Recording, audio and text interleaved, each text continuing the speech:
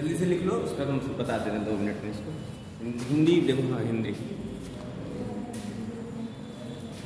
ये जो human genome project है किसने किया था? 2 साइंटिस्ट का नाम है जेम्स और वॉटसन। 2 साइंटिस्ट है जेम्स और वॉटसन। लॉन्च कब किया था? तो शुरुआत कब की गई थी? अक्टूबर 1990 में, ठीक है। टारगेट क्या था? टारगेट लिख लो, 13 साल का 2003। इंड कब हुआ था? 2006। पैसा कितना लगा था? $9 मिलियन। ठीक, $9 मिलियन रुपए में। कौन कौन इंस्टीट्यूट पार्टिसिपेट किए थे?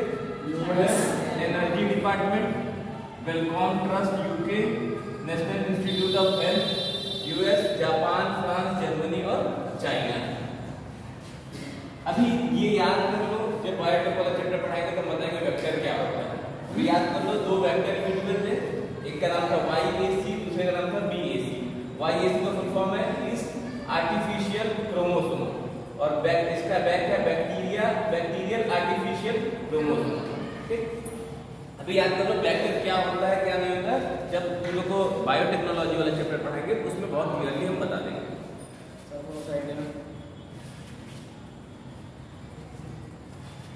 सीक्वेंस को बोलते हैं हिंदी में अनुक्रमण। स्टोरेज को क्या बोलते हैं? संग्रहण शक्ति, संग्रहण। ठीक है। एनालिसिस को बोलते हैं विश्लेषण।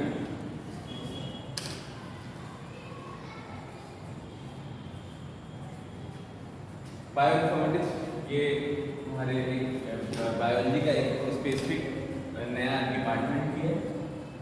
एथिकल को बोलते हैं नैतिक।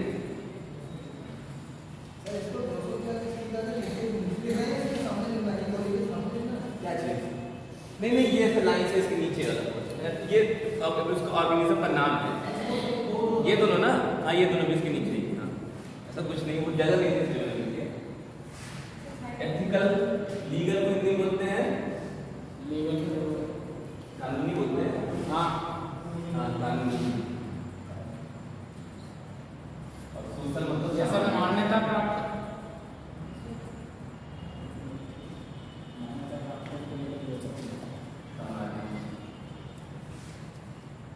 इशू मतलब बोलते हैं।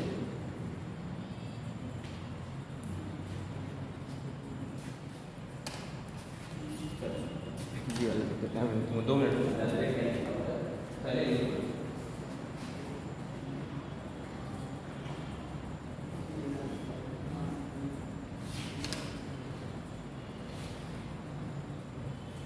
तो ये सारे क्वेश्चन आए हुए हैं, और जो नहीं आए वो आने वाले सालों में कभी भी आ सकते हैं।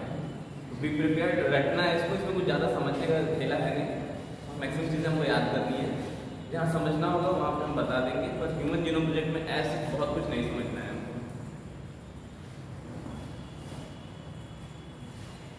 सर BA क्या है? Bacterial artificial chromosome. ऊपर वाला जो है ना, बस ईस्ट की जगह बैक्टीरिया लिखना है, बाकी सारा सेम है।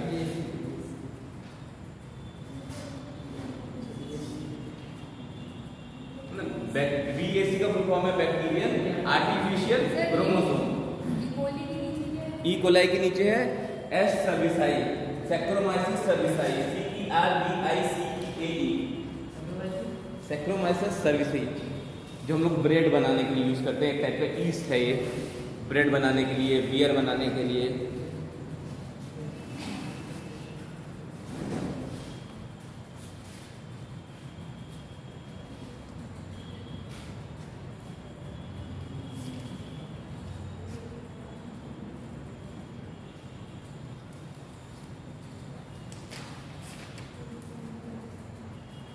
जिसके पास नहीं वो एनसीईआरटी में मार्क भी कर सकता है। एनसीईआरटी के छोटे छोटे पॉइंट है, ये अलग समझ नहीं है।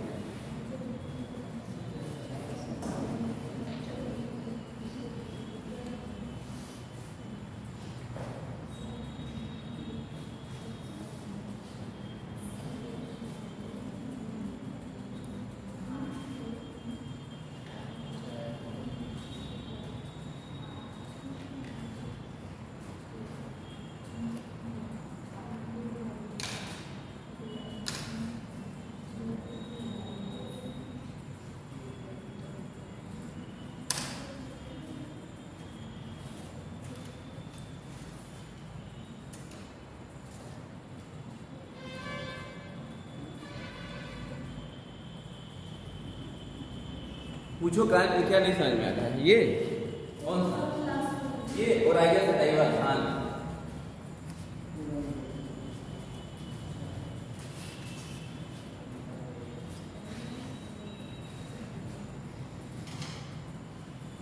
सब लोग लिख रहे हैं ना?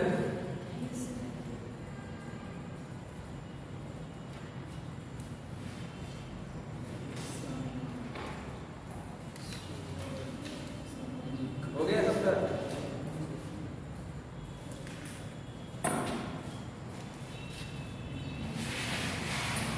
ये जो ह्यूमन जेनोम प्रोजेक्ट है इसका गोल क्या है, मतलब ये क्या करना चाहता है, ये क्यों किया जा रहा है? तो पहला इसका एम था कि 3 बिलियन बेस पेयर जो हमारे बॉडी के अंदर है उनको सीक्वेंस करना, उनका अनुक्रमण करना, मतलब कौन सा ए है, जी है, सी है, ये लाइंस हमको पता करना है। तो पहले जो हमारे बॉडी में अप्रॉक्स 3 बिलियन बेस पेयर है इनका सीक्वेंसिंग करना, अनुक्रमण करना। दूसरा जो डाटा आएगा कि कौन सा है इनको संग्रहित करना, स्टोर करना, ठीक है। फिर इस डाटा को एनालाइज कर रहे हैं, इसका विश्लेषण करना कि कौन से क्रोमोसोम पे कितना डाटा है, कौन सा डाटा रिपीट हो रहा है, क्या मतलब क्या टेंडेंसी है डाटा का, ठीक है। ये सब चीजों को हमको विश्लेषण करना है, एनालाइज करना है। और ये सारा काम कौन करता है? बायोलॉजी का एक अलग डिपार्टमेंट जिसको हम बोलते हैं बायो इन्फॉर्मेटिक्स। वो क्या करता है? डाटा का एनालिसिस और डाटा का स्टोरेज करता है, ठीक। एक और बनाई गई कमेटी बनाई गई जिसका नाम था ELSI कमेटी। ये कमेटी का काम क्या था? ये देखना था कि जो हम काम कर रहे हैं उससे जो क्वेश्चंस उठेंगे उनके लिए हम सोल्यूशन देंगे।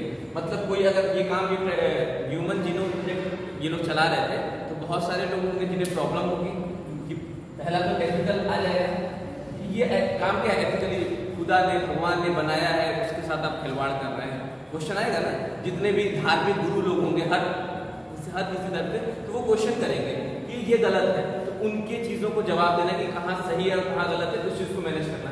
कुछ लोग केस लेके कोर्ट में भी जाएंगे, इंडिया में होता है सुप्रीम कोर्ट पहुंचते हैं, ऐसे जहाँ भी कोर्ट हो, फेडरल कोर्ट यूएस का कहीं ना कहीं पहुंचेंगे, तो उस चीज को भी ध्यान रखने के लिए कमेटी बनाई गई जो उसके एथिकल मैटर्स को देख रही थी, कानूनी यानी लीगल मैटर्स को देख रही थी।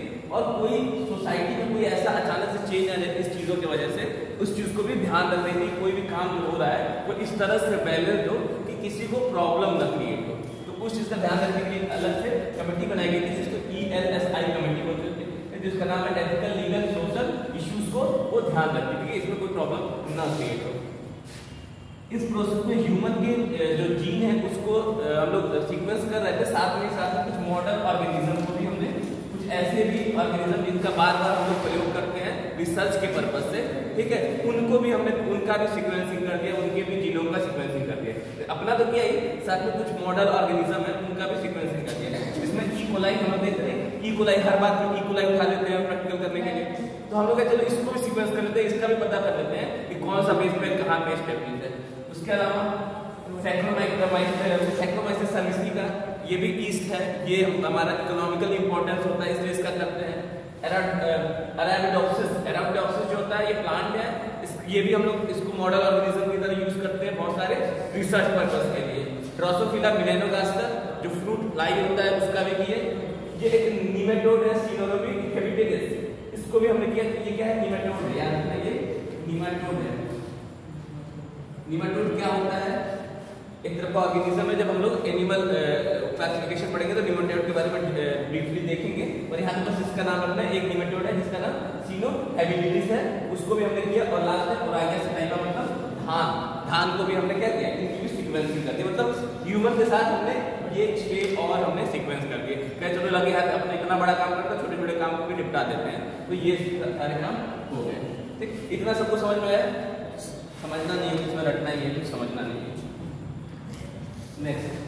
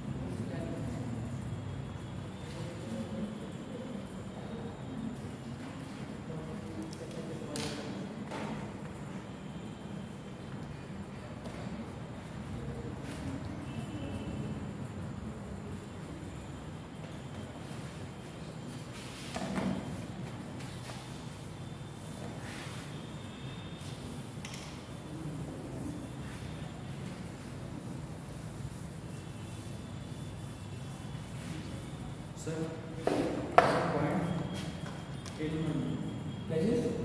पॉइंट है वहाँ। हाँ ये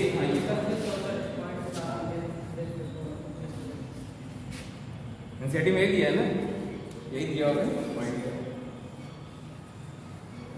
मैं ध्यान लिखा हूँ पॉइंट नहीं दिया है, लेकिन मुझे ध्यान नहीं दिया था कि पॉइंट है। पॉइंट है और इसमें जब लिखा हुआ है उसको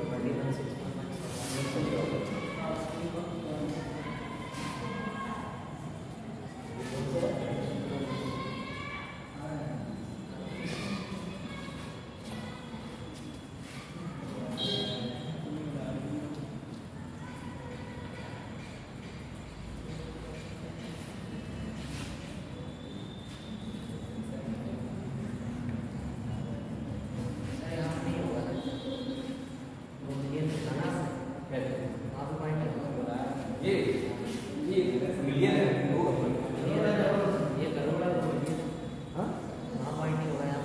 इंग्लिश वाले बुक में होगा, इंग्लिश वाली बुक है मिलियन है 10 मिलियन हाँ 10 मिलियन 1 करोड़ गलत लिखा है, वो गलत लिखा है, इंग्लिश वाली बुक सही है।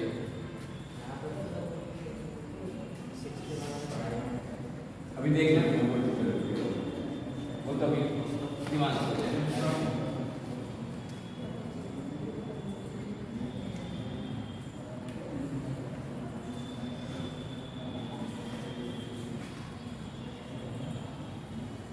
एक करोड़ में कितने जीरो 7 बिलियन।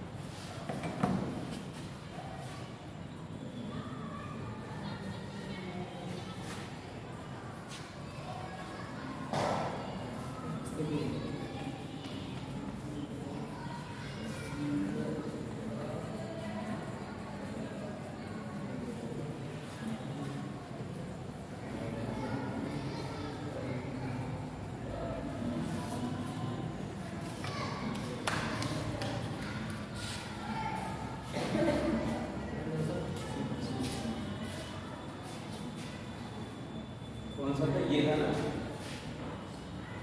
देखो कितना लिखा है 316 डाटा से देखो 3 में और करेंगे तो बिलियन में उतना ही करीब होता है, बिल्कुल सही है।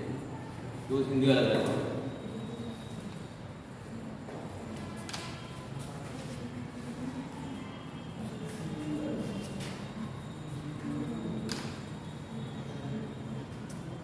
3 बिलियन बेस पेयर्स होते हैं लगभग, तो इसको बिलियन में चेंज करो तो इतना ही हो जाएगा ना अप्रॉक्स, वही अप्रॉक्सीमेट नहीं देखिए ये साइलेंट है, डीपनेस हो जाएगा। साइलेंट फीचर मतलब इंपॉर्टेंट फीचर।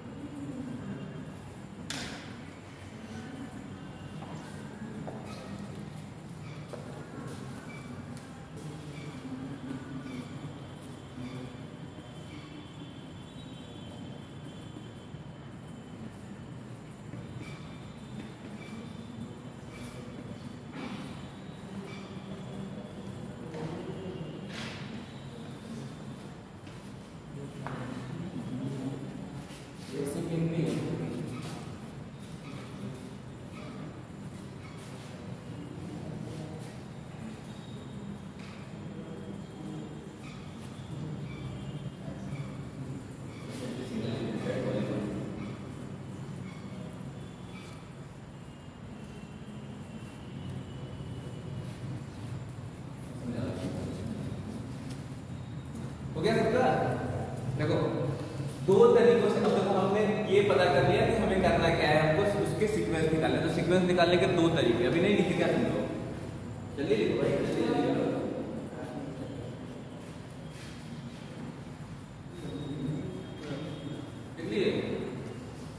तुम लोग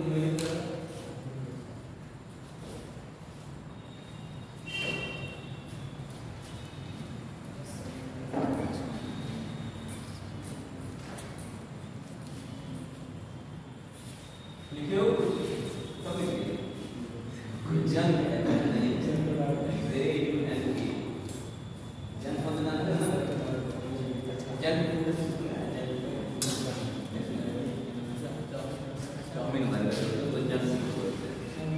जो खराब होते हैं किसी काम में, जंग मतलब खराब होते हैं, तबियत को नुकसान करते हैं, इसको जंग फूड होता है, क्या करते हैं खराब होते हैं, तबियत को नुकसान करते हैं इसलिए खराब। तो ऐसे ही जंग नहीं होता, जैसे कोई काम नहीं होता उसको बोलते हैं जंग नहीं है, खराब होता है किसी काम का नहीं होता उसको लोग बोलते हैं जंग नहीं है। हो गया ना? अब देखो क्या है, 2 तरीके हैं हमको सीक्वेंसिंग करने के।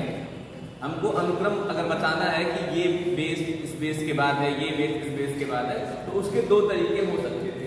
पहला तरीका हो सकता था एक्सप्रेस सीक्वेंस टैग, इसको बोलते हैं व्यक्त अनुक्रम सूची। नाम से पता चलता है एक्सप्रेस। अगर एक्सप्रेस सीक्वेंस को सिर्फ हम लोग कोड करें, मतलब ऐसे सीक्वेंस, ऐसा अनुक्रम जो प्रोटीन बना रहा है उसको अगर सीक्वेंस कर रहे हैं तो उस मेथोडोलॉजी को बोल रहे हैं एक्सप्रेस सीक्वेंस टैग।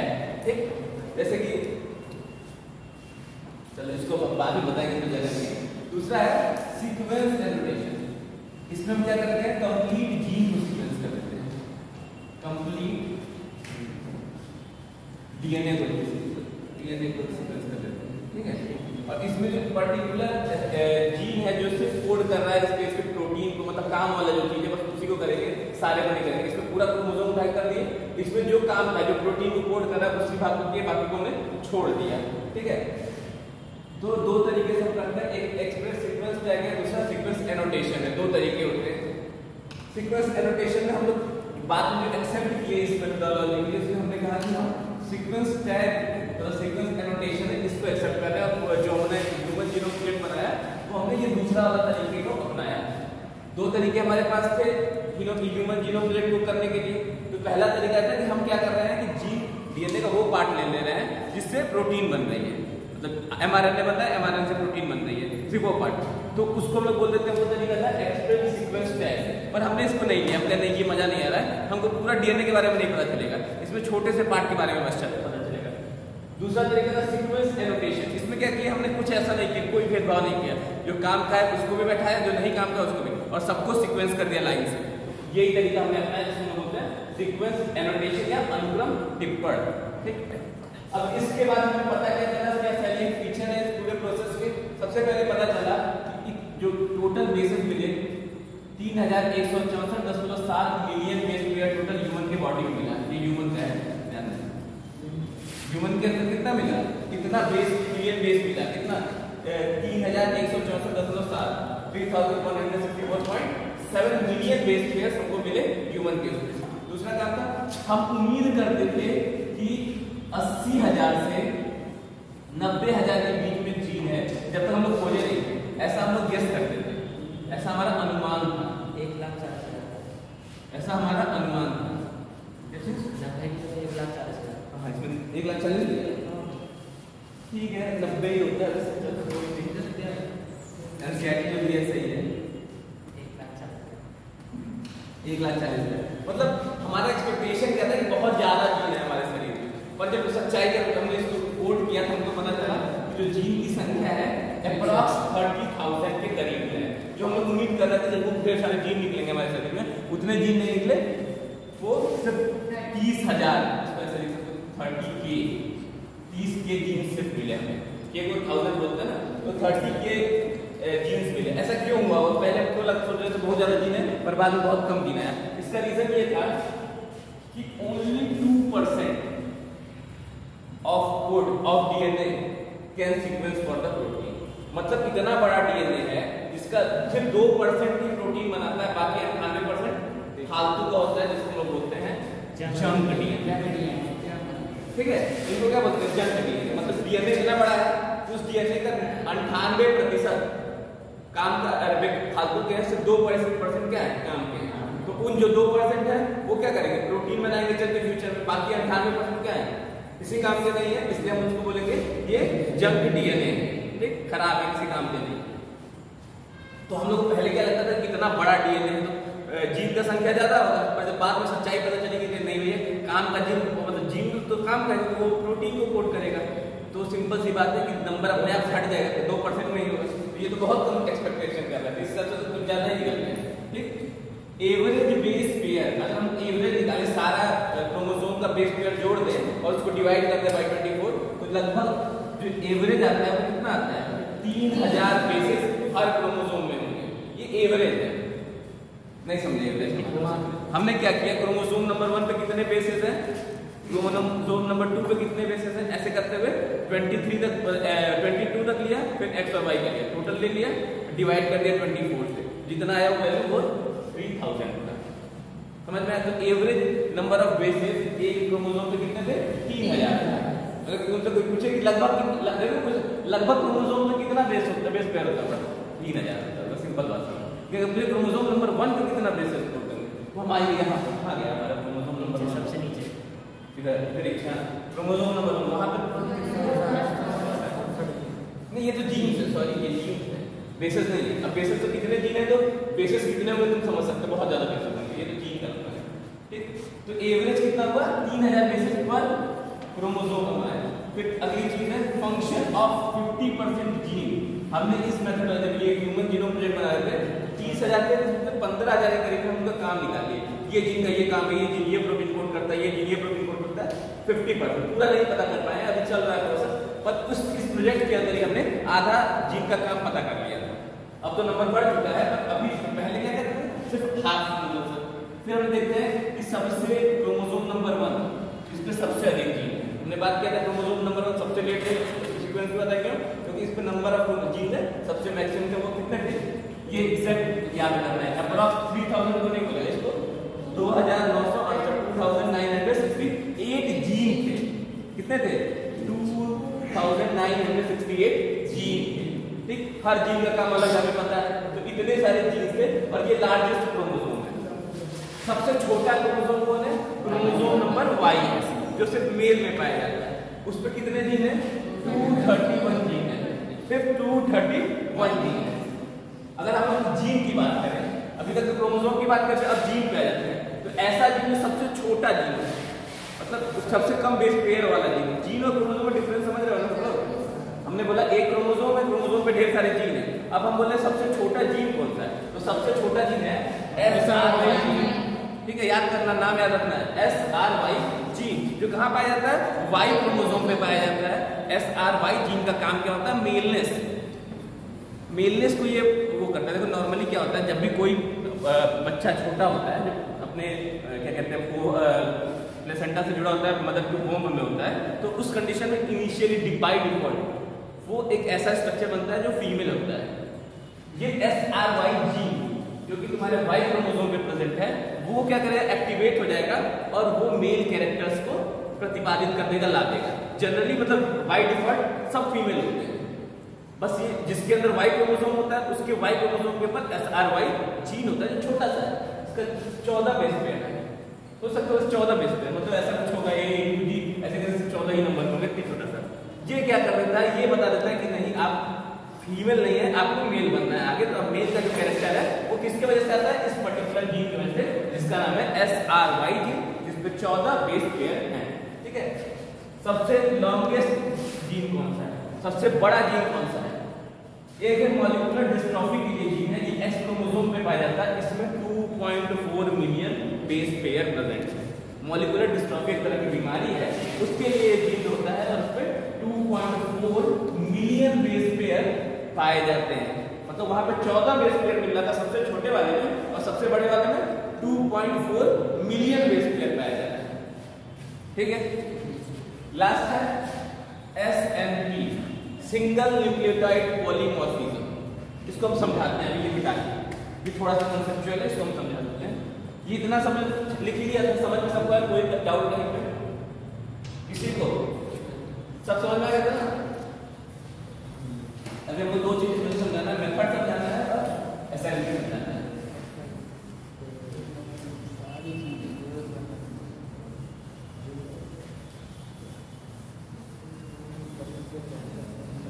चलो किसका किसका नाम लिखते हैं अपने आप से बताओ। चार लोग कोई अपना अपना नाम बताओ, किसका किसका नाम लिखते हैं? सोनू का लिखते हैं, ये वॉलेंटियर है। सोनू का मान लो जीन होगा AAUGCAUGC।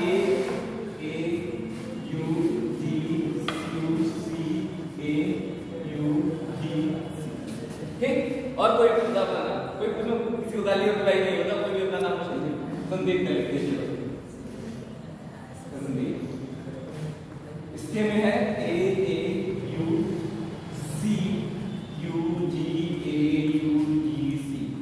और कोई?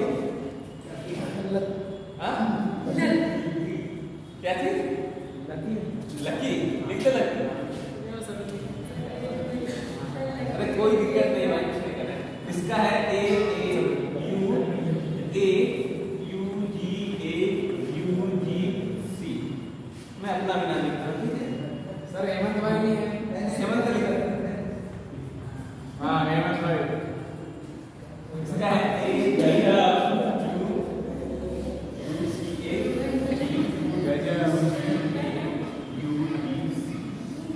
अभी में एक स्टेटमेंट दे रहे हैं कि हम लोग जितने लोग यहाँ पे बैठे हैं सबका 99.9% जीन सेम मतलब जो जीन मेरे पास है वही आपके पास है, वही इसके पास है, वही इसके पास है।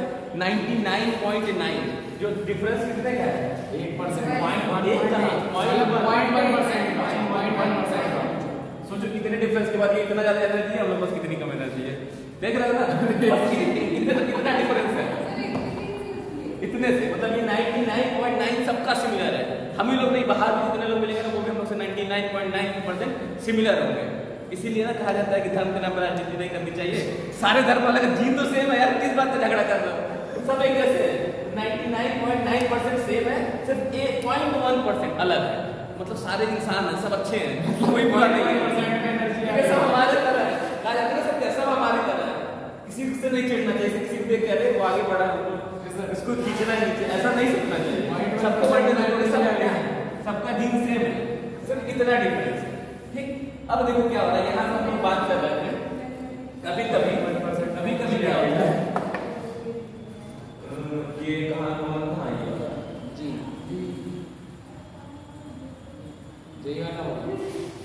एक बेस पेयर पे चेंज हो जाता है। देखो इनका सारा जीन सीक्वेंस सेम है, बस एक बेस पेयर का चेंज है। तो अगर ऐसे एक बेस पेयर पे चेंजेस जो होते हैं उसी को हम लोग बोलते हैं सिंगल न्यूक्लियोटाइड पॉलीमॉर्फिज्म। क्या बोलते हैं उसको? सिंगल न्यूक्लियोटाइड पॉलीमॉर्फिज्म, एकल न्यूक्लियोटाइड बहुरूपता। एक न्यूक्लियोटाइड के बदलाव की वजह से अलग अलग कैरेक्टर्स आ रहे हैं। तो ऐसा अप्रॉक्स 2.4 मिलियन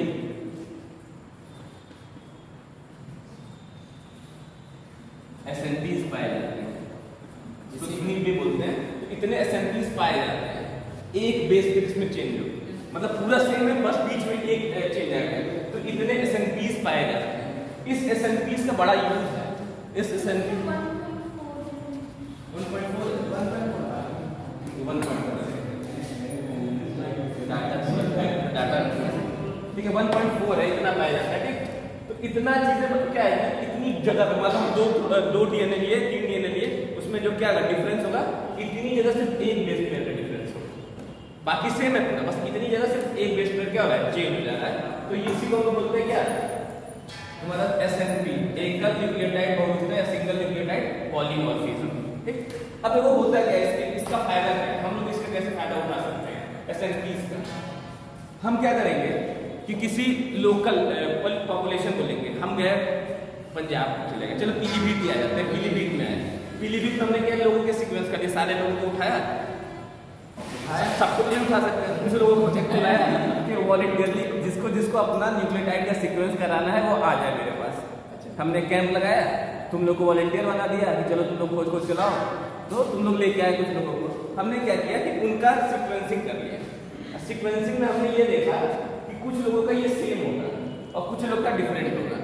तो हमने ये पाया कि जिसमें ये चिकन वाले ये चेंजेस आ रहे हैं, उन सब में हम देख रहे हैं कि उनको कलर ब्लाइंडनेस होने के चांसेस बहुत कम है, या फिर कोई भी बीमारी, दूसरी कोई बीमारी, उनको टीबी होने के चांसेस कम है। जिनके में ये एसएनपी नहीं पाई जा रही, उनके अंदर टीबी होने के चांसेस ज्यादा हो जा रहे हैं। ये चीज हम पता कर रहे हैं। इससे हम ये पता कर रहे हैं ना कि ये जो सिंगल एसएनपी है, ये वाला एसएनपी इस पोजीशन है, हमने बताया ये 1.4 मिलियन पोजीशन पे होता है। तो एक पोजीशन में अगर एसएनपी क्या है, कॉमन इस तरह का है, तो हमको पता चल रहा है कि इसकी वजह से ये पर्टिकुलर डिजीज के प्रति वो ज्यादा रेजिस्टेंट है। तो हम आगे चल के फ्यूचर में ये चेंजेस ला सकते हैं ना, बायोटेक्नोलॉजी की। हम नॉर्मली जो बच्चा होगा उसी में ये चेंज ला दें और उसको ये डिजीज ना हो। इवन एक होता है CRP, जीन का नाम याद नहीं आ रहा, CR5 बोलते हैं शायद उसको।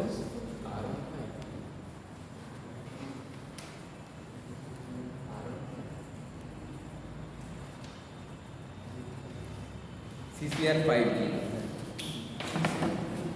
CCR5 जीन होता है, एक जीन होता है, उसका नाम है CCR5। ये सही में पाया जाता है कॉलोनी। एक जीन होता है CCR5 नाम है उसका। इसके एक बेस पेयर पे चेंज होने की वजह से जो नॉर्मल लोगों में HIV होने के चांसेस नॉर्मली होते हैं, इस CCR में एक बेस पेयर, सिर्फ एक बेस पेयर में बदलाव कर दिया जाए तो HIV से वो रेजिस्टेंट हो जाता है। ऐसा नहीं कि HIV हो गई नहीं, पर HIV होने के चांसेस बहुत कम हो जाते हैं। मतलब अगर 100 लोगों में 90 लोगों को ही मिलेगा, बाकी 10 लोग क्या हो जाएंगे, HIV से बच जाएंगे। तो ये एक SNP का ही रीजन है। कम हो जाएगा? नहीं, कम नहीं हो रहा है, जैसे ये एक बेस पेयर है, ठीक है, ये नॉर्मल सीसीआर टीम होगा जिसका, उसमें सबका एक जैसा होगा, पर उसी में से किसी में एक बेस पेयर है, चलो मान लो ए रहा होगा किसी में, ये मान लो मुझे इसका सीक्वेंस नहीं पता है पर ऐसा हाइपोथेटिकल मानना है, ये सीक्वेंस रहा होगा।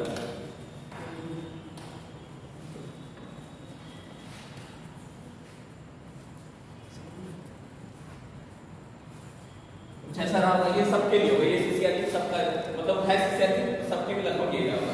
पर अब कुछ लोगों में देखते हैं इस जी की जगह पे वहां पे ए आ जाता है, तो जिसके पास ए आ जा रहा है उसके अंदर हम देख रहे हैं ये एक बेस पेयर में बदलाव हो, उसके अंदर देख रहे हैं कि वो एचआईवी से रेजिस्टेंट हो गया। ये हमको एसएनपी से कितनी चीजें पता चल जा रही है, तो हमको पता चलेगा ये अगर चीज हम कर दें तो उसको एचआईवी होने के चांसेस बहुत कम हो जाएंगे। ये बाय रिसर्च कुछ लोगों पे रिसर्च करने के बाद ये डाटा निकला है। ऐसे अगर ये बड़े लेवल पे किया, अभी तो छोटे छोटे लेवल पे क्योंकि सीक्वेंसिंग बहुत महंगी है, इन फ्यूचर सीक्वेंसिंग जब सस्ती हो जाएगी, इसका इजी तरीका निकाल लिया जाएगा, सस्ता वाला जो कहते हैं भारतीय तरीका जो कहते हैं, हर चीज को हम सस्ते में कर देते हैं ना, ऐसा कोई तरीका निकल गया इन फ्यूचर, तो हम लोग क्या करेंगे ह्यूज लेवल पे सीक्वेंसिंग करेंगे, और ह्यूज लेवल सीक्वेंसिंग करके हम पता लगा लेंगे कि हमारे यहाँ क्यों कोविड-19 अधिक लोग को नहीं हुआ, दूसरे देशों में क्यों ज्यादा हुआ, मे बी रीजन हो कुछ ऐसा, ऐसे दूसरे डिजीजेस के लिए भी हम पता लगा लेंगे। तो कोई चीजें ऐसे हो सकती है जिससे हम पता लगा सकते हैं, इसका यूज करके, इस सिंगल न्यूक्लियोटाइड पॉलीमॉर्फिज्म का उपयोग करके, ठीक है। दूसरा हमको जानना था, दो तरीके से सीक्वेंसिंग करते हैं, वो दो सीक्वेंस जिसमें से एक हमको जानना है, दूसरा हमको नहीं जानना है।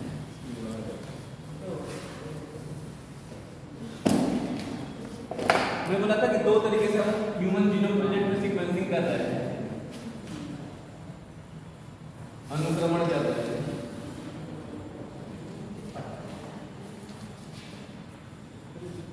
पहला तरीका क्या था, एक्सप्रेस सीक्वेंस टैग,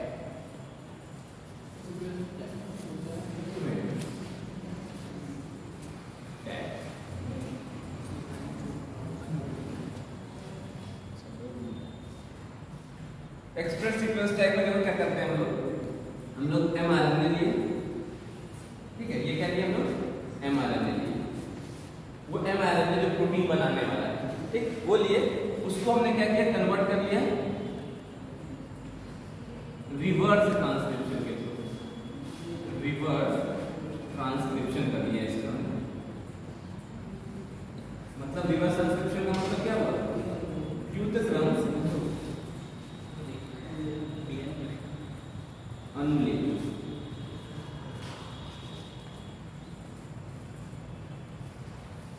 सबसे पहले हमने एमआरएनए लिया, इसको रिवर्स ट्रांसक्रिप्शन करते हैं, इससे क्या बन गया डीएनए बना, फिर उसका कॉम्प्लीमेंट्री पेयर बना, ये डीएनए भी है पर्टिकुलरली।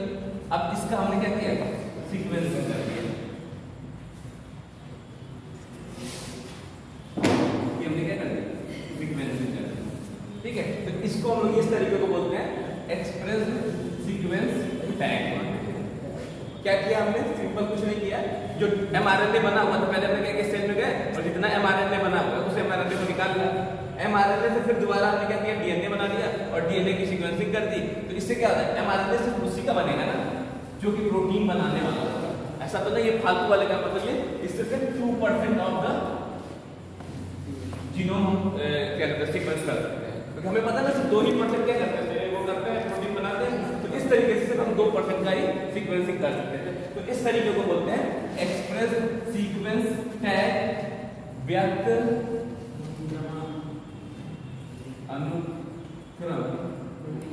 सर जी, और वो जंग वाले जो डीएनए होता है उनका क्या होता है जी, वो जंग डीएनए जो होता है उसका क्या होता है, आते हैं अभी आएंगे, अभी हम लोग करेंगे डीएनए फिंगरप्रिंटिंग, तो डीएनए फिंगरप्रिंटिंग उससे काम आएगा। टैग क्या बोलते हैं, घुंडी, घुंडी, कुंडी नहीं, ये घुंडी है,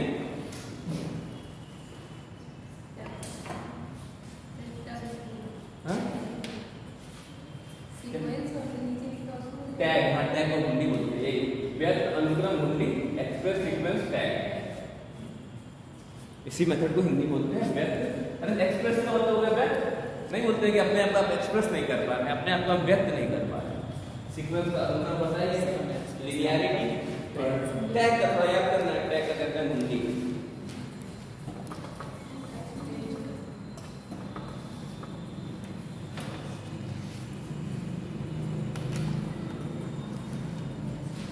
एक तरीका था जिसको हमने एक्सेप्ट नहीं किया, हमने कहा नहीं ये हमको नहीं करना है, हमने दूसरा जैसे को पूरा करना है, हमको क्या करना है पूरे सर रुक जाओ पहले ये बता दें तो ये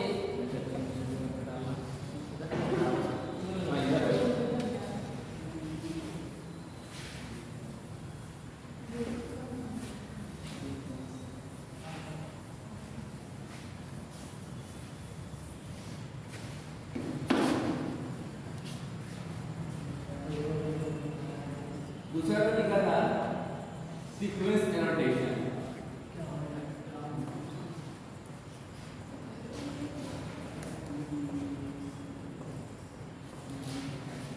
इसमें किस केस में हम क्या करते थे, पूरा डीएनए ही निकालते थे, पूरा डीएनए निकाला,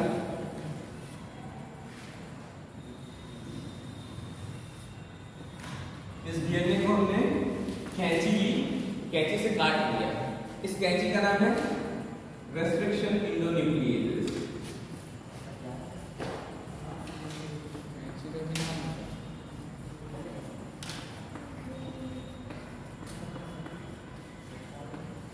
मतलब इसको हम बोलते हैं, एक और नाम से बोलते हैं मॉलिक्यूलर सीजर। ठीक है, ये क्या है मॉलिक्यूलर को हिंदी में क्या बोलते हैं, आणविक कैंची है, सीजर को हिंदी में कैंची बोलते हैं, ये आणविक कैंची है। ठीक, मतलब इसका नाम क्या है, इस आणविक कैंची का रेस्ट्रिक्शन एंडोन्यूक्लिएजेस। मतलब रियल में क्या है कैंची है तो रियल में ये एंजाइम है, जो एंजाइम क्या करती है एक पर्टिकुलर जगह पे ही काटता है, ऐसे नहीं कहीं पे भी काट देगा, ये फिक्स है, उसकी साइड्स होंगी वहीं पे ये काटेगा डीएनए को, छोटे छोटे टुकड़े। अब खूब बड़ा सा टुकड़ा है, उसको सीक्वेंस करेंगे तो हालत खराब हो जाएगी हमारी, तो हम क्या करते हैं पहले उस टुकड़े को छोटे छोटे पार्ट्स में तोड़ लेते हैं, तोड़ने के बाद हम क्या करते हैं ना, तो तोड़ लिए ऐसे छोटा छोटा, अब हमको मिला एक ही डीएनए मिला ना, हो सकता है कि हम उसको करें उसमें गड़बड़ हो जाए तो हमको ढेर सारा चाहिए, तो हम लोग क्या करते हैं इसको किसी बैक्टीरिया के अंदर डाल देते हैं, इंसर्ट कर देते हैं। कैसे करते हैं इसे हम सीखेंगे आगे चल के, पर अभी देखो बस डीएनए को बैक्टीरिया के अंदर इंसर्ट कर दिया, पर इसको क्या करेंगे, इससे ढेर सारी बैक्टीरिया बनेगी और सारी बैक्टीरिया के पास केवल डीएनए आ जाएगा, इसको निकाल लेंगे और इसका यूज करके हम इसकी ऑटोमेटेड सीक्वेंसिंग कर देंगे। एक तरीका होता है इसको बोलते हैं ऑटोमेटेड सीक्वेंसिंग। सेंगर ने दिया था एक मेथड, सेंगर ने दिया, सेंगर एक साइंटिस्ट है जिन्होंने दिया था ऑटोमेटेड सीक्वेंसिंग, हिंदी में ऑटोमेटेड सीक्वेंसिंग को बोलते हैं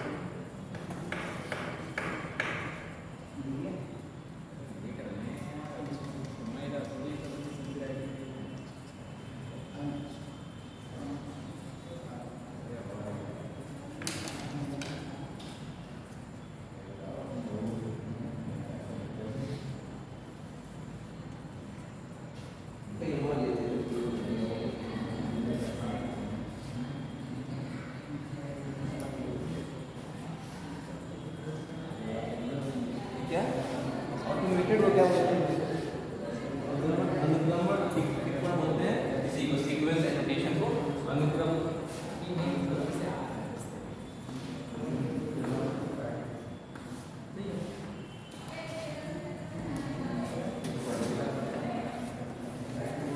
सीक्वेंस एनोटेशन। ऑटोमेटेड मतलब ये ऑटोमेटेड क्या बोलते हैं, स्वचालित। हाँ ठीक है, मतलब वही है, एग्जैक्ट वर्ड इसके लिए क्या होगा ये नहीं पता। सीक्वेंसिंग का मतलब अनुक्रमण होता है, ये एक ऐसी मशीन होती है जिसमें हम क्या करते हैं, सेंगर का एक तरीका था जिसमें हम क्या करते थे कि सीक्वेंसिंग कर देते थे अपने आप डीएनए को डालेंगे, वो उसके बेस पे इसके बारे में बता देगा। एक तरीके की मशीन है, बढ़िया ऑटोमेटेड, मतलब अपने आप ऑटोमेटिक मशीन है, एक तरह की ऑटोमेटेड सीक्वेंसिंग मशीन थी। स्कैन भी नहीं, हाँ बस इसको नाम याद रखना है, हिंदी मिलेगा तो मैं देख लूँगा, नहीं मिलेगा तो इंग्लिश वाला याद कर लेना, वैसे मिल जाएगा, मैंने कहीं पढ़ा था, इसमें नहीं होगा, कहीं और होगा। हाँ हमने छोटे छोटे टुकड़ों में कट कर दिया, फिर क्या किया, वो जो छोटे छोटे टुकड़े थे हमने बैक्टीरिया के डीएनए के अंदर ऐड कर दिया।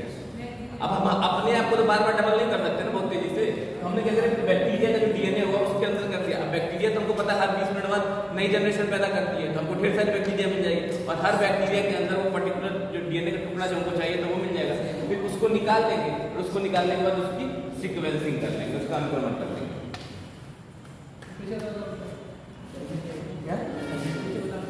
हमने लिया डीएनए, बड़ा सा डीएनए निकाला, उसको हमने एक कैंची थी जिसको मॉलिक्यूलर सीजर बोलते हैं, रेस्ट्रिक्शन इंडोन्यूक्लिएजेस, उससे हमने काट दिया, ठीक, छोटे छोटे टुकड़े हो गए। उन टुकड़ों को फिर हमने क्या किया, किसी बैक्टीरिया के अंदर डाल दिया। बैक्टीरिया चलो मान लो एग्जाम्पल मेरी ई कोलाई है, कोई भी बैक्टीरिया हो सकता है, ठीक है, उसके जीनोम के साथ उसको मैंने चिपका दिया, चिपकाने के लिए डीएनए लाइगेज उसका यूज कर लिया, हमने इनको चिपका दिया, इस बैक्टीरिया को हमने छोड़ दिया कल्चर में, ये बैक्टीरिया को डिवाइड हो गई, डिवाइड होने के बाद अपना नंबर बढ़ा देंगे, तो हर बैक्टीरिया के अंदर आपको एक पर्टिकुलर डीएनए मिल जाएगा ना, जो हमने उसके अंदर डाला।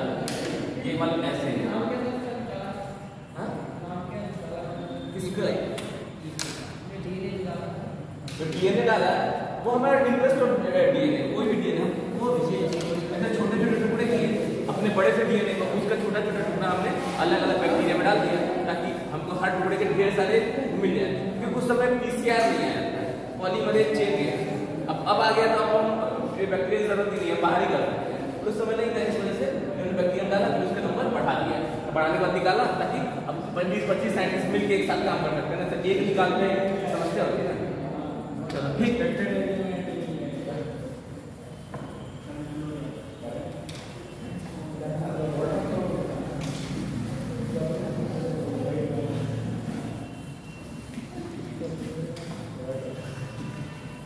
अब अगला है डीएनए फिंगरप्रिंटिंग।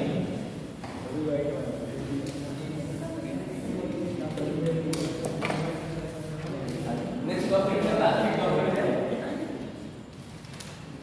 आज इसको खत्म करना है कि हम थोड़ा सा सेटअप को डिवाइड में करके वो हमने निकाल दिया, जो हमारा डीएनए ऑफ इंटरेस्ट है, और उसकी सीक्वेंसिंग कर दी, हमको उसको बस नंबर बढ़ाना था, इसलिए हमने उसके अंदर डाला। डीएनए क्या होगा उसमें अंदर निकाल लिया जाएगा बैक्टीरिया से, तभी देखा जाएगा क्या होगा उसमें, हाँ तभी देखा जाएगा उस डीएनए क्या होगा। हमने इसका न्यूक्लियस निकाला होगा, न्यूक्लियस को हमने क्या किया होगा, डिसॉल्व कर देगा न्यूक्लियस से, न्यूक्लियस से डिसॉल्व करने के बाद हमको मिल जाएगा डीएनए, डीएनए को फिर वही रेस्ट्रिक्शन न्यूक्लियस से काट दिया होगा, हमें पता है कि किस जगह पे काटता है, तो वही पोर्शन काटेगा जो पोर्शन हमने लगाया था, वो पोर्शन निकाल दिया होगा। पढ़ेंगे ये सब, परेशान हो, ये सब बायोटेक्नोलॉजी में यही करना ही है, काटना है, जोड़ना है, बहुत डिटेल में पढ़ना है। अभी उसको थोड़ा थोड़ा हल्के हल्के ऊपर से पढ़ रहे हैं, इस चैप्टर में दिया है, इनको यहाँ पे देना भी नहीं चाहिए, इनको वहीं पे देना चाहिए बायोटेक्नोलॉजी के बाद दे दिया, तो लोग पढ़ रहे इसको हल्के से, बहुत डिटेल में पढ़ेंगे हम लोग आगे चल के, जब इसको पढ़ेंगे। इसको क्या बोलते हैं यार, डीएनए फिंगरप्रिंटिंग को, डीएनए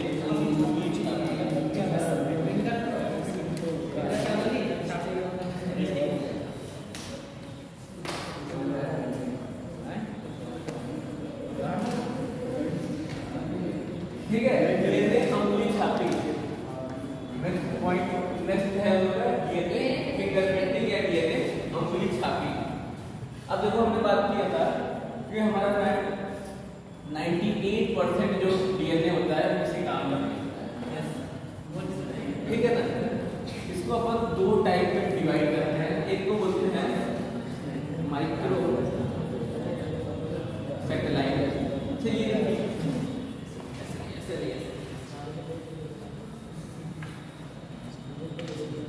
जो हमारा 98% डीएनए होता है, जो किसी भी कोड नहीं करता है ना, इसमें कुछ पोर्शन होते हैं वो रेपिटेटिव होते हैं, रेपिटेटिव होते हैं, बार बार रिपीट होते हैं। मतलब कि ये दो तरीके से रिपीट हो सकते हैं, एक तरीका ये A G C C, AUGUC, AUGUC, repeat हो रहा है। एक तरीका है, पूरा एक अच्छा बना रिपीट। अगला तरीका है AUGUC, AUGUC,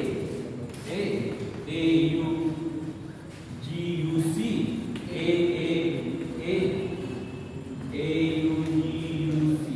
मतलब कि यहाँ पे क्या था, ये पर्टिकुलर आया, जस्ट इसके बाद फिर वही रिपीट कर गया, फिर उसके बाद रिपीट करें, कंटिन्यूअस मैनर में रिपीट कर रहा। दूसरा तरीका है, ये आया, फिर बीच में कुछ और आ गया, फिर रिपीट किया, फिर बीच में कुछ और आ गया, फिर रिपीट किया। मतलब इंटरवल के बाद रिपीटेशन हो रही है। ये इंटरवल फिक्स रहेगा हमेशा, इंटरवल हमेशा फिक्स रहेगा। तो एक फिक्स इंटरवल के बाद रिपीटेशन हो रही है, और एक तरीका है कि कंटिन्यूअस रिपीटिंग हो रही है। दो तरीके से होते हैं, ठीक है। तो हम क्या करते हैं कि ऐसी रिपीटिंग का यूज करते हैं, इनको हम बोलते हैं सैटेलाइट डीएनए। क्या बोलते हैं? Satellite DNA. याद रखना, ये वही बरेली वाला सैटेलाइट नहीं है, ये डीएनए का सैटेलाइट।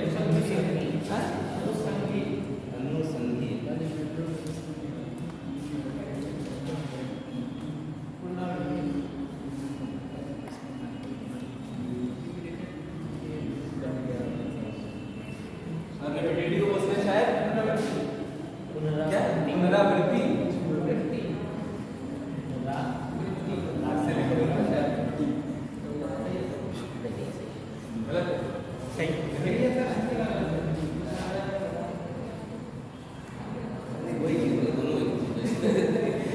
इसको इस तरह लिख सकते हो, राग लिख सकते हो, दोनों चीज लिख सकते हो। कैसे? पुनरावृत्ति सर ऊपर नहीं होगा, ये ठीक है, किताब में ऐसे लिखा है, मैं मान गया। ठीक ना वैसे सर अगर ना पे ना लगेगा तो वो ना से पहले बोला जाता है। अच्छा ऐसा है।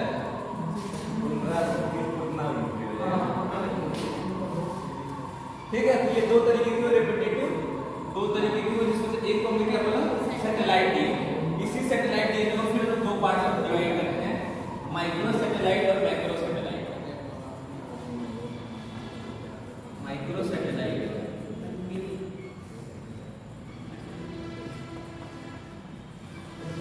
और मिनी सैटेलाइट।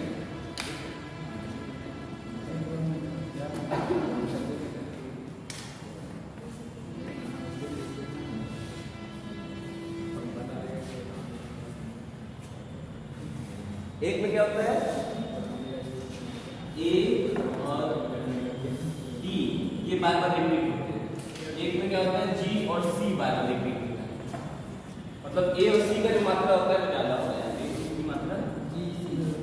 अनुसंधि ये सब लिखा हुआ है, आगे लिखा संधि लिखा है, यहाँ पे जी सी की मात्रा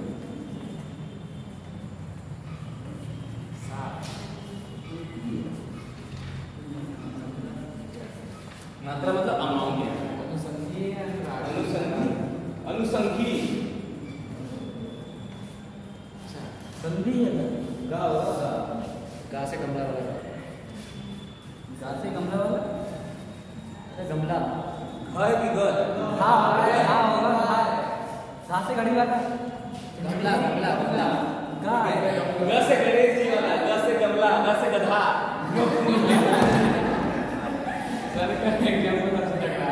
ठीक है, तो हमने इसको दो टाइप में बांट दिया। इसी सैटेलाइट डीएनए को एक बोला माइक्रो सैटेलाइट, एक बोला मिनी सैटेलाइट। माइक्रो में जिसमें ए और टी का नंबर ज्यादा होगा, ए टी क्या है यहाँ पे एडेनोसिन थाइमिन, और दूसरा जी सी यहाँ पे गुआनिन और साइटोसिन का नंबर क्या होगा, ज्यादा होगा। इसी में से एक को हम लोग लेते हैं और इसका यूज करते हैं, इसको बोलते हैं VNDR, variable number of tandem repeat. Variable number of tandem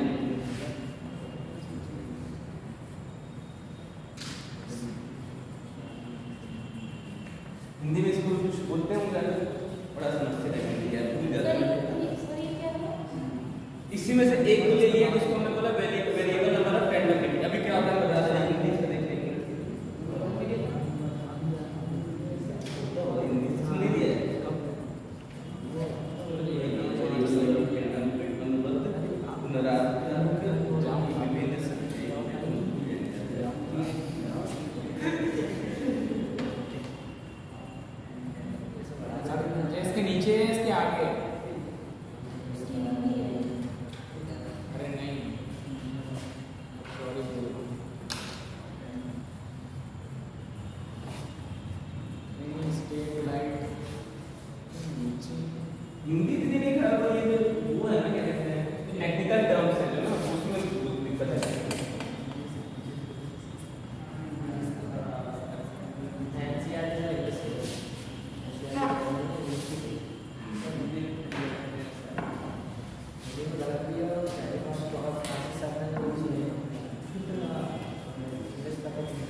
variable number of tandem repeat या अनुबद्ध पुनरावर्तक की विभिन्न संख्याएं।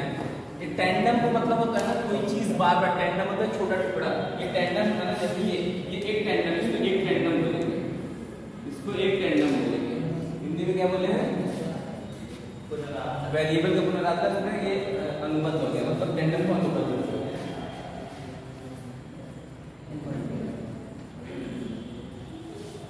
ठीक है, तो ये टैंडम क्या होता है? बार बार रिपीट हो जाता है, तो variable number of tandem repeat.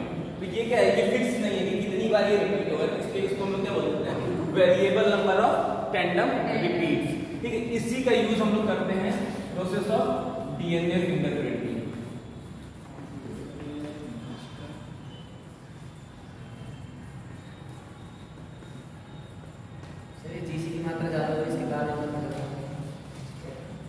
ये माइक्रो सैटेलाइट हो गया, ये मिनी सैटेलाइट हो गया, दो पार्ट में इसको डिवाइड किया। माइक्रो में 80 की मात्रा जाता है, मिनी सैटेलाइट में GC की मात्रा जाता है। हमने इसको उठाया, इसमें हमने इसको यूज कर लिया डीएनए फिंगरप्रिंटिंग के लिए। जब डीएनए फिंगरप्रिंटिंग के लिए यूज करते हैं तो इसी को लोग बोलते हैं VNTR, variable number of tandem repeat या अनुबद्ध पुनरावर्तक की विभिन्न संख्याएं। मतलब कि यही चीज बार बार, एक टैंडम है ये बार बार क्या हो रहा है? रिपीट हो रहा है, और कितनी बार रिपीट होगा वो पता नहीं है, इसलिए इसको हम लोग बोलते हैं वेरिएबल। वेरिएबल क्या बोलते हैं? जब नंबर फिक्स ना हो तो इसको हम लोग बोलते हैं ना variable number of tandem repeat, VNTR। ऐसे याद करना है इसको, VNTR याद करना, variable number of tandem repeat. इससे ये सोचना एक चीज है वो बार बार रिपीट कर रही है और कितने बार रिपीट कर रही है ये चीज हमें पता नहीं है, इसलिए हम इसको बोले variable number of tandem repeat. Tandem क्या है? छोटा सा, ये एक टैंडम होगा, ये दूसरा टैंडम, ये तीसरा टैंडम। ठीक, अब देखो कैसे करते हैं और क्यों करते हैं फिंगरप्रिंटिंग। ये सब तो चलो कहानी की क्या है कैसा। अब फिंगरप्रिंटिंग ही मेन खेल पे आते हैं। इसमें दो तीन चीजें हमको जाननी है। पहला, कहीं पे मर्डर हो गया, कहीं पे क्या हो गया? मर्डर हो गया। ठीक, मर्डर हो गया तो मर्डर जहाँ पे हुआ वहाँ पे पुलिस गई, पुलिस के साथ साथ आप लोग को देखते होंगे क्योंकि CID देखा है, CID देखा है ना, CID में जो वो क्या आते हैं, हाँ जो साथ में दो होते हैं, क्या बोलते हैं, डॉक्टर साहब के, डॉक्टर साहब बारे में, मतलब फॉरेंसिक की जो डिपार्टमेंट होती है वो भी पीछे पीछे जाती है। तो सालुके सर भी पहुंचते हैं, तो उनका काम क्या होता है? सालुके सर का खून जो बाल गिरा है उसको उठा के ले आना, और पुलिस का काम होता है अच्छा किधर से वेपन चला, किधर से गोली चली, पुलिस ये सब नोटिस करती है। और सालुके सर क्या करते हैं? अच्छा ये बाल गिरा है, ओके एक समय उठा लो, स्लाइवा मिला है, ये सब चीजें। तो ये सब चीजें वो क्यों इकट्ठा करके लाते हैं? कि उसकी वो डीएनए फिंगरप्रिंटिंग करेंगे और पता करेंगे कि ये जिसका मर्डर हुआ है, मतलब विक्टिम, जिसका मर्डर हुआ वो तो विक्टिम हो गया, उसके अलावा कौन एक्विटल है, दूसरा किसका मिला है। तो मान लो हमको लेके आए और हमको शक था 4 लोगों के ऊपर, तो उन लोगों से मिलाएंगे और जिससे मिल गया वो पकड़ा गया कि यही चोर है, यही मर्डरर है। ये एक तरीका। दूसरा हमको पता करने के लिए कभी कभी क्या होता है कि कुछ फैमिलीज में मान लो कोई बात हुई, मदर फादर में झगड़ा हो गया, या फिर शादी नहीं हुई, उससे पहले कुछ लोग अपना रिलेशनशिप रखे और उनके परिणाम स्वरूप बच्चा हुआ, लड़का या लड़की जो भी हुई, तो बाद में वो पिता मानने से इनकार कर दे कि मेरा लड़का है। क्वेश्चन ही नहीं, ये तो मेरा लड़का ही नहीं, क्यों? क्योंकि जमीन को बांट देना पड़े। हुआ था, एक नेता थे हमारे, कुछ दिन पहले मर गए, अभी जल्दी मरे हैं, ND तिवारी करके, यूपी के चीफ मिनिस्टर हुआ करते थे एक टाइम पे, बाद में उत्तराखंड के भी चीफ मिनिस्टर रहे वो, कांग्रेस पार्टी से थे। तो उनके लड़के के साथ उनका भी एक लड़का था, रोहित करके नाम था, राहुल या रोहित ऐसा कुछ भी हो। तो उसके साथ भी यही केस हुआ था कि वो उसको अपना बेटा मानने से इनकार कर दिया कि नहीं मेरा बेटा नहीं है।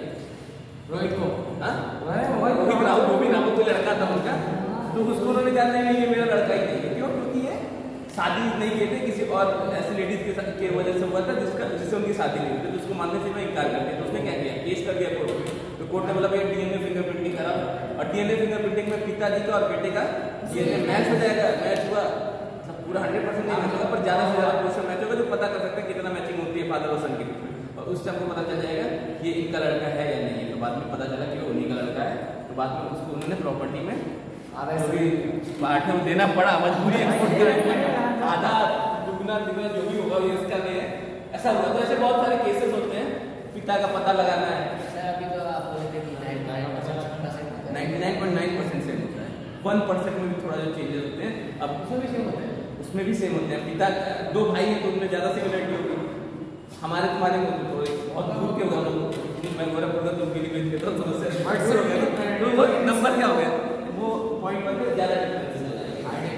इसलिए हम लोग डीएनए फिंगरप्रिंटिंग क्यों करते हैं?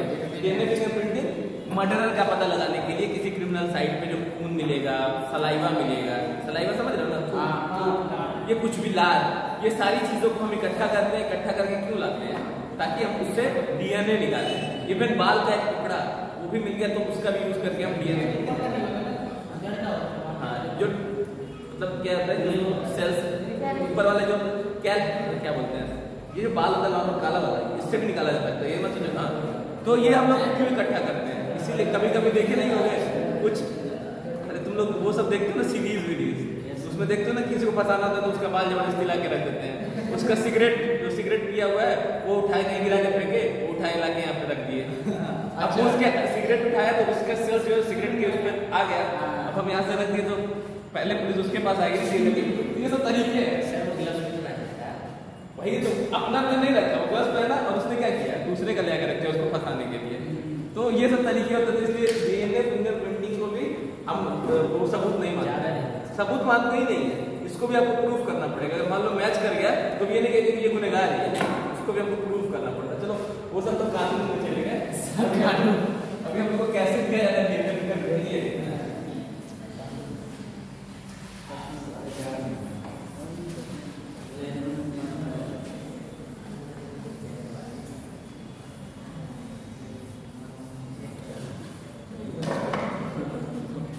हमने क्या किया, साइड क्राइम सीन से हमें 2 डीएनए मिला, ठीक, हमें डीएनए 1 मिला और यहाँ से डीएनए 2 मिला। एक डीएनए से वैक्सीन का होगा, एक डीएनए मैं 2 में बोला हूँ, हो सकता है 4 5 जितना मिले, हम 2 को लेके चलते हैं। एक डीएनए विक्टिम का होगा, या तो जो मरा है या जिसके चोरी हो कुछ भी, तो एक डीएनए तो विक्टिम का होगा, दूसरा किसका है नहीं पता है, दूसरा किसका है ये नहीं पता है। तो हमें करना क्या है, पता करना है। पता करने के लिए डीएनए लेंगे। अरे भाई कौन गया है, कौन किसका मर्डर किया, ये पता रहता है तो समस्या क्यों होती है, इतना कोई बिल क्यों करना पड़ता है। अब हमें पता नहीं कौन मर्डर करके भाग गया, हमें क्राइम सीन, हाँ, तब कौन सा सीन पूछ रहे थे। तो डीएनए 1 जो है इसको हमने लिया और इसका हमने क्या किया, इसको हमने तोड़ दिया, फिंगरप्रिंटिंग का प्रोसेस स्टार्ट किया हमने, इसको हमने तोड़ दिया। क्या किससे तोड़ेंगे, कैंची से, मॉलिक्यूलर सीजर से। क्या नाम है उस मॉलिक्यूलर सीजर का, सर आरी लिखोगे चलेगा, चलता है आरी, लेकिन फुल फॉर्म इसका है रेस्ट्रिक्शन एंडोन्यूक्लिएजेस। रेस्ट्रिक्शन एंडोन्यूक्लिएजेस, न्यूक्लिएजेस का मतलब न्यूक्लिक एसिड को जो तोड़ता है उसको न्यूक्लिएजेस बोलते हैं। हम लोग पढ़े हैं, याद में पढ़े हम लोग, प्रोटीन को तोड़ता है उसको प्रोटीएजेस बोलते हैं, न्यूक्लिक एसिड को तोड़ता है न्यूक्लिएजेस बोलते हैं, एमाइलेजेस किसको बोलते हैं, वो किसको तोड़ता है, कार्बोहाइड्रेट जो तोड़ता है उसको एमाइलेजेस, ठीक है। अच्छा चलो, अब इससे हमने आरी लिया और आज को आरी वाली आरी समझ लो, कैंची की तरह काम करेगा ना, आरी जानते हो जिससे वो लकड़ी वगैरह काटता है, तो ये आरी है, आरी हमने क्या किया, डीएनए को तोड़ दिया, छोटे छोटे टुकड़ों में तोड़ दिया। हमने कोई एक क्रोमोसोम उठाया, पूरा क्यों उठाया, हम एक क्रोमोसोम को उसका डीएनए का लिए, उसका एक क्रोमोसोम उठाया, उसको हमने तोड़ दिया। तो तोड़ने के बाद हमें ऐसा पहले ऐसे मिला, क्या मिला सर, मान लो ये क्रोमोसोम हमने क्रोमोसोम नंबर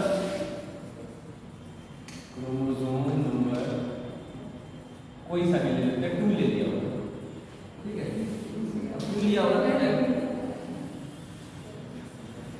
ऐसे क्रोमोसोम, ये बड़ा सा डाला, छोटा सा डाला, ऐसे डाला, इसमें यहाँ पे टेंडन न्यूक्लियस, यहाँ पे टेंडन ये भी एनटीआर है, ये भी एनटीआर है, ठीक है।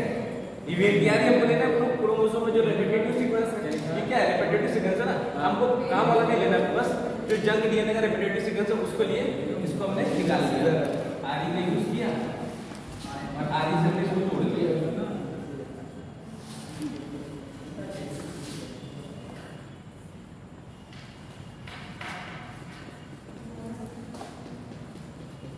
ठीक, हमने तोड़ लिया। अब हम क्या करेंगे, अब हमने ये, जिससे मुझे शक था, मालूम जब केस पुलिस सॉल्व करे तो पता चला कि किसके ऊपर शक है। भाई सबको पता, सबका डीएनए फिंगरप्रिंटिंग कर नहीं सकती है, पर शक करती है कौन आया था, 4 बजे मर्डर हुआ, 3 बजे से 4 बजे तक कौन कहाँ था, है ना। पूछा जाता है ना कि आपको किसी के ऊपर शक है, हाँ हाँ इन लोगों से मिल रहा है, इसके ऊपर शक है। तो उन लोगों को उठा के लाया और मान लो 2 लोगों को हमने पकड़ा, नंबर 1 और नंबर 2, 2 लोग हमने पकड़ा जिनके ऊपर हमको शक था। सारा जांच कर दिया। अब इन दोनों में कंफ्यूजन है कि ये इन दोनों में कौन है, तो इन दोनों का कंफ्यूजन दूर करके देखिए इनका भी, अब इसका क्रोमोसोम नंबर 2 लिए तो इनका भी क्रोमोसोम नंबर 2 लेंगे, इन दोनों का भी क्रोमोसोम नंबर 2 लिए।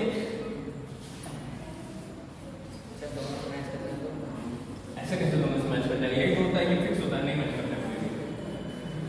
2 लोग फिंगरप्रिंट मैच करेगी, जो भी नहीं मैच करेगा हाँ कर जाएगी। फिंगरप्रिंट मैच कर जाते तो सारा पैसा तुम्हारा निकाल लेते हैं, होता कि नहीं। फिंगरप्रिंट से तो एक फिंगरप्रिंट लगा आधार पे, पैसे निकाल, तो अगर मैच कर जाता तो पैसा निकाल नहीं जाता, सब इतना हो जाता बवाल। और वही चीज है ये फिंगरप्रिंट, तो मान लो ये तो जो हाथ में जो फिंगरप्रिंट बनते हैं वो तो जब क्या कहता है मदर वूम में बच्चा रहता है उस टाइम बनता है, पर ये जो है तुम्हारा मदर और फादर से आते समय जब क्रॉसिंग वगैरह होता है तो वहाँ पे ये इस टाइप का फिंगर ये चीजें बनती है, एंटीआर बनता है। तो ये हर पर्सन में अलग होगा, मेरे में अलग होगा, मेरे भाई मेरी बहन में अलग होगा, मेरे मम्मी में अलग होगा, मेरे पापा सबके में अलग होगा, दूर वालों में अलग होगा ही होगा। तो इसके में भी हमने ये देखो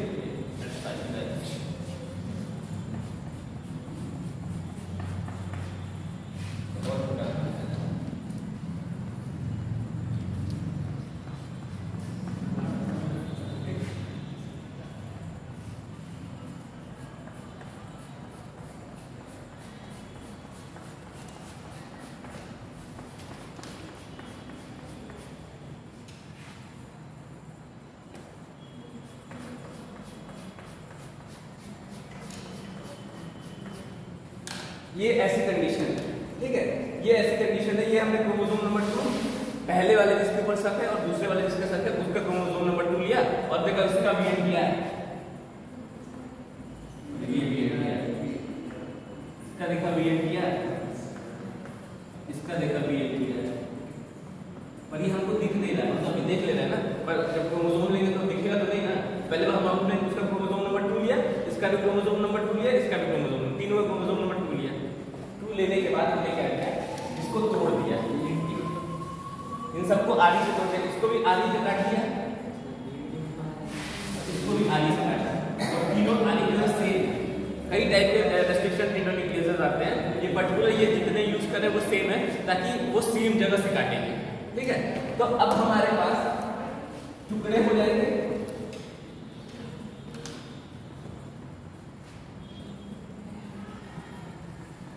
ये हो जाएगा क्राइम सीन से मिला जो है, क्राइम सीन से ये पर्सन 1 का है, ये पर्सन 2 का है, तो सबको समझ में आना चाहिए।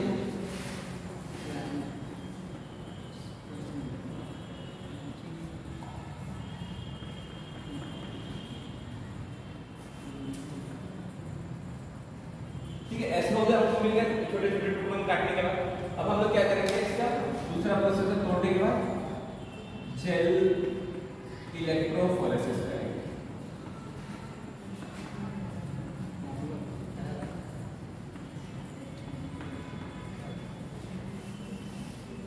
जेल इलेक्ट्रोफोरेसिस करेंगे। नाम याद करना है, क्या होता है क्या नहीं होता है, कैसे होता है कैसे नहीं होता है, टेंशन नहीं लेना है। क्यों नहीं लेना है, क्योंकि बायोटेक्नोलॉजी में इस पर पूरा एक क्लास ही चलेगा जेल इलेक्ट्रोफोरेसिस पे, कैसे ये सब होता है। बस अभी हमको समझना है कि कोई तरीका है जिस तरीके का यूज करके हम लोग क्या करते हैं, उसके लेंथ के हिसाब से उसको हम लोग रख देते हैं। तो हमने 3 खाने बना दिए, 1 2 3, इसमें रख दिया क्राइम सीन वाला, इसमें पर्सन 1 का, इसमें पर्सन 2 का रख दिया। सबको यहाँ पे समझ में आया कि नहीं आया? लिखने लिखो नहीं, पहले समझ लो भाई, उसके बाद तुमको लिखना। एक किताब में सब दिया है, समझ लो भाई। आप मिटा दोगे अभी तक जितना बता तो सबको समझ में आएगी लोगों को, आगे सबको समझ में सर आ मैं तो बता रहा हूँ अर्जी अर्जी सर यही समझाते हुए फिर से हमने क्या किया, अब सुनो फिर से एक बार ध्यान से सुनो। हमने क्या किया, हम गए जहाँ पे क्राइम सीन हुआ है वहाँ पे सालू के बन के हम गए, हमने उठाया जो हमारा 2 तरह का डीएनए वहाँ पे मिला हमको। तो एक डीएनए देखा जो बेचारा मर गया, उसका ब्लड मिला ना, मैंने ब्लड का एग्जाम्पल लेके चलता, तो ब्लड मिला, ब्लड में से डीएनए निकालेंगे। तो एक बेचारा जो मरा है उसका ब्लड मिला और एक किसी और का मिला, जो मारा अब नहीं पता क्या कर गया है, ठीक है। हमने दोनों ब्लड उठा के ले आए। अब हमने क्या किया कि खूब, पुलिस का काम क्या है, पता करेगी, दौड़ेगी, भागेगी, ठीक है, सबको पता लगा रही है। तो सच हुआ कि अब 2 लोगों पर, इन दोनों में से कोई एक है, सब लोगों को हमने नेगलेक्ट कर दिया, 2 लोग बचे हैं। तो अब समस्या आ रही है, इन लोगों का पता नहीं चल पा रहा है कि 100% दोनों में से कौन है। तो हम क्या करेंगे, चलो इन लोगों का डीएनए फिंगरप्रिंटिंग कर लेते हैं। तो जो एक तो विक्टिम वाला मिला है तो मर गया, उसकी बात ही खत्म। जो दूसरा वाला मिला है उससे हमने डीएनए निकाल लिया और इन दोनों का भी डीएनए निकाल लिया, ठीक। और इन दोनों का डीएनए निकालने का एक हमने बोला 23 क्रोमोसोम, 23 पेयर ऑफ क्रोमोसोम होते हैं, उसमें से कोई एक क्रोमोसोम ले लिया, ठीक। तो ये जो 2 लोगों के ऊपर सच है उनका मैंने मान लो, मैंने एक एग्जांपल लिया है कि क्रोमोसोम नंबर 2 ले लिया, इनका भी क्रोमोसोम नंबर 2 ले लिया और उसका जो मिला है वहां पे साइट पे उसका भी क्रोमोसोम नंबर 2 ले लिया, ठीक। अब हम बताएं एक क्रोमोसोम पे कुछ रेपिटेटिव सीक्वेंस होते हैं, variable number of random repeats पाए जाते हैं। तो उन variable number of random repeats को हमने निकाल लिया, काट दिया, उसका यूज करके किसका यूज करते हैं, आरएनए का रेस्ट्रिक्शन एंडोन्यूक्लियेसेस का, ठीक। इसका यूज करके हमने क्या किया, उसको काट लिया, इसका भी काट लिया, इसका भी काट लिया, इसका भी काट लिया। तो छोटे छोटे टुकड़े मिल गए और हमने सिर्फ ऐसा काटा कि ये अलग हो जाए, बाकी चीजें ना हो। मुझे बस ये चाहिए, कौन, VNTR चाहिए जो बार बार रिपीट हुए, ठीक है, क्योंकि रिपीटेशन, बाकी चीजें तो कॉमन हो सकती है, जो VNTR होते हैं हर आदमी में अलग अलग होता है। जैसे मान लो कि AUG हो सकता है कि ये बात में 3 बार रिपीट हुआ, दूसरे पर्सन में यही AUG 5 बार रिपीट हुआ, किसी में यही AUG सीक्वेंस में 9 बार रिपीट हुआ, हर लोगों में ये अलग अलग होगा, ये फिक्स है। तो हमने इसीलिए हम क्या लेते हैं, VNTR ही लेते हैं। तो VNTR लिए, अब तीनों के VNTR हमारे पास आ जाए, ठीक। अब हम क्या करेंगे, एक प्रोसेस है जिसका नाम है जेल इलेक्ट्रोफोरेसिस। क्या नाम है, जेल इलेक्ट्रोफोरेसिस। हिंदी में क्या बोलते हैं, जेल इलेक्ट्रोफोरेसिस बोलते हैं ना। तो हमने जेल इलेक्ट्रोफोरेसिस इसका कराया। जेल इलेक्ट्रोफोरेसिस क्या होता है, कैसे होता है नहीं जानना है, बस अभी हमको इतना जानना है कि एक तरीका है जेल इलेक्ट्रोफोरेसिस जिसमें हम लोग क्या करते हैं, इस जो डीएनए है इसकी लेंथ के हिसाब से ये क्या करेगा, मूव करेगा। तो हम क्या करेंगे, यहाँ पे एक गड्ढा खोले, इसको वेल बोलते हैं, वेल है ये, इसमें हमने ये VNTR डाल दिया,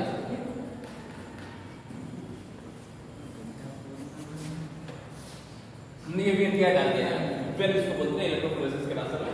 तो इस गड्ढे में, इस वेल में हमने VNTR डाल दिया।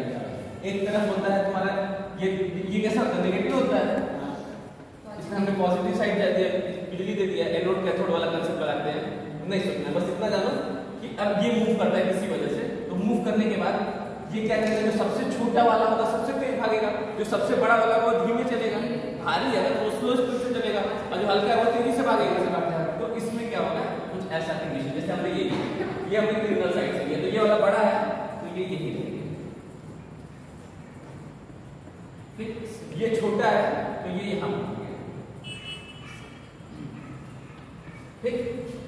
फिर हमने क्या किया, ये केस 1 लिया, ये पर्सन 1, इसका हम देख रहे हैं ये वाला छोटा है, तो ये वाला यहाँ के करीब में कहीं आएगा, और ये दूसरा उससे भी छोटा है तो ये यहाँ पे, ठीक।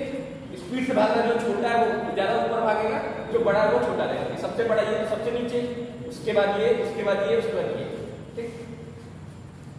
और फिर इसका तीसरे वाला के लिए तो ये बिल्कुल इसी की जैसे सेम है,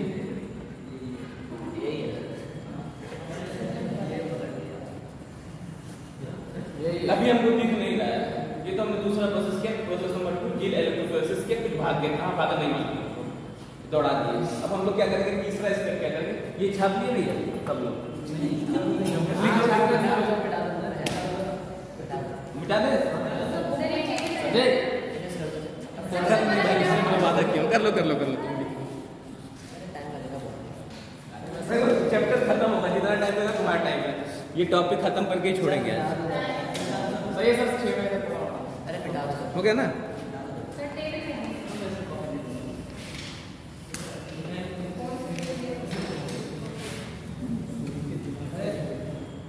अभी मेथड नंबर 3 पहला काम क्या किए थे? पहला काम का आइसोलेशन निकाल लेते हैं।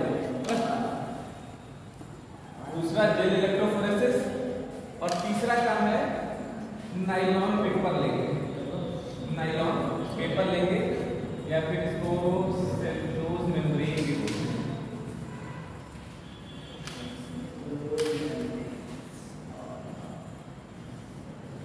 इसको हमने क्या किया? जस्ट इसके ऊपर ऐसा रख दिया।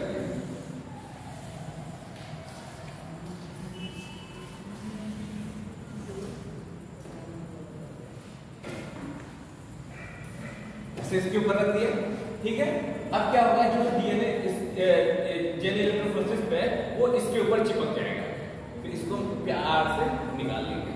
निकालने के बाद इस कागज से हम नाइलॉन के पेपर पे जो डीएनए उसी पोर्शन में उसी हिसाब से हमने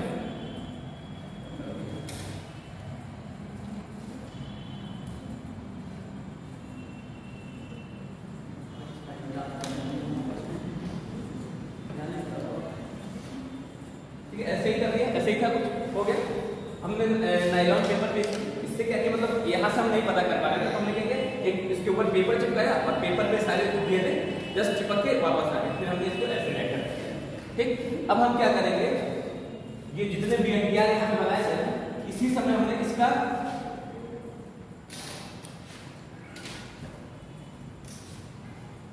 कॉम्प्लीमेंट्री पेयर बना लिया। हमने क्या बना लिया था? कॉम्प्लीमेंट्री पेयर बना लिया। कॉम्प्लीमेंट्री पेयर का मतलब सब कुछ समझ में आ रहा है? नहीं, जो कॉम्प्लीमेंट्री पेयर का मतलब ये होगा, जैसे मान लो कि किसकी सीक्वेंस रही होगी A, B, C, U, ये रही होगी ना। इसका जैसे अपोजिट A की जगह लिख लेते हैं। A की जगह U की जगह A, G की जगह C, U बोले। ये जो डीएनए है ना, यहाँ पे T लगेगा, यहाँ पे T रहेगा। A, T, G की जगह C, G की जगह G, ये T रहेगा, यहाँ पे T, ठीक। अब ये चीज जो बनाया, ये हम लोग बोलेंगे कि इसका कॉम्प्लीमेंट्री बना लिया। ये काम हमने कर लिया था। अब ये कॉम्प्लीमेंट्री कैसा बना था? ये रेडियो एक्टिव था। ये रेडियो एक्टिव था, इसलिए हमने रेडियो एक्टिव बनाया था ना, कि अभी तक वो पता नहीं चला ये चीज हम हो रहा है, पर हम देख नहीं पा रहे। तो हम लोग इसको रेडियो एक्टिव बनाए थे ताकि हम इसको देख पाएंगे। तो अब जैसे सेलुलोज पेपर लाएंगे, इसके ऊपर हम यही जो टैग बनाए थे, कॉम्प्लीमेंट्री बनाए थे, वो छोड़ देंगे। वो जाने से चिपक जाएगा जो जिसका कॉम्प्लीमेंट्री होगा।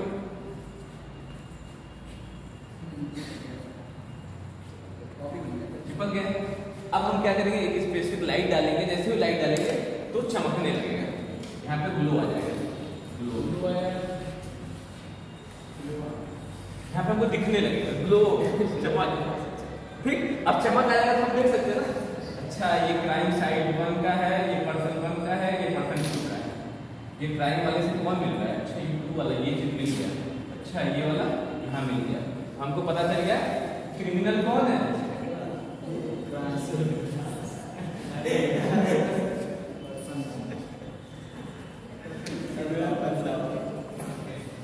ठीक, हम लोग पता लगा लेंगे कि क्रिमिनल कौन है। सब लोग पता लगाएंगे कि नहीं? लेफ्ट बोर्ड वगैरह पेन क्या है कि फिर पता लगाएंगे क्राइम कौन है। क्राइम क्राइम हो सकता है, क्राइम तो चोरी भी हो सकती है, छोटी सी। पुलिस लगाएंगे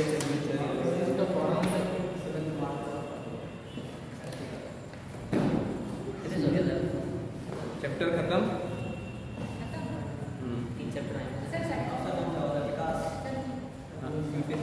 अगला आएगा विकास, इवोल्यूशन। इवोल्यूशन भी आगे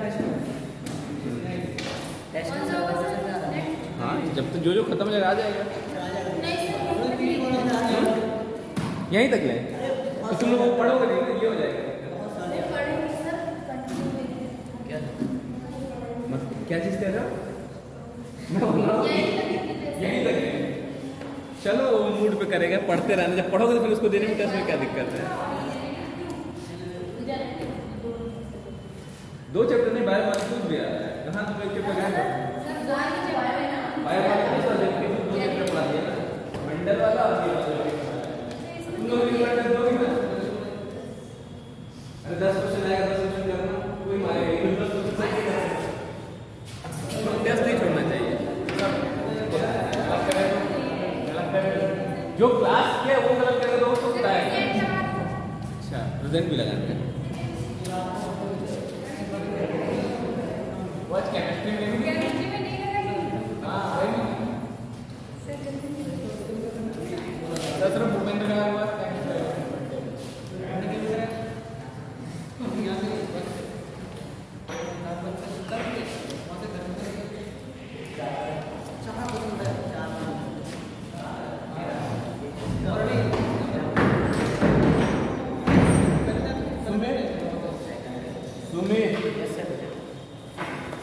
सचिन नहीं आया,